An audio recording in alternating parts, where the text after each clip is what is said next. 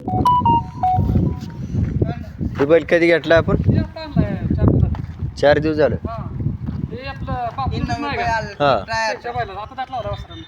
बापू दड्याच्या कोणत्या बैलाचा? आता ते मोठा आहे बघा ते राजा म्हणून. हा राजा. हा दोन नव्हती का ते, एक वारला ना एक आहे ते. हा हा तेच आहे.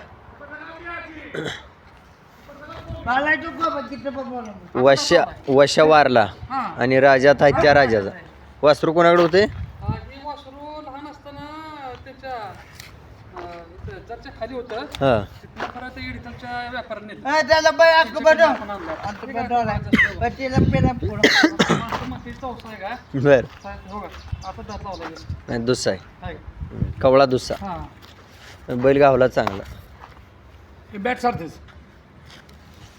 म्हणजे कुठल्या वासरू मुळात कुठलं कोणाच्या गाईच काय माहिती निघाली का? कुठल्या हा त्या बैलाचं.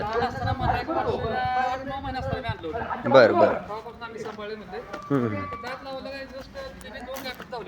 त्याने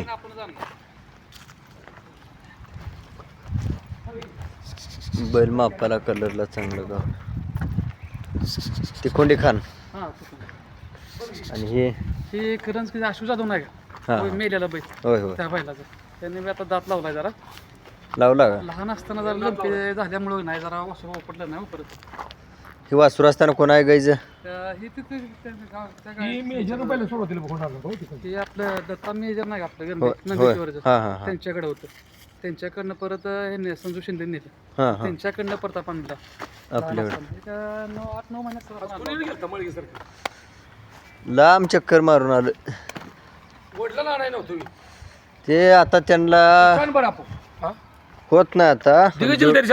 हो लग्न होतं, लग्नाला आले होते.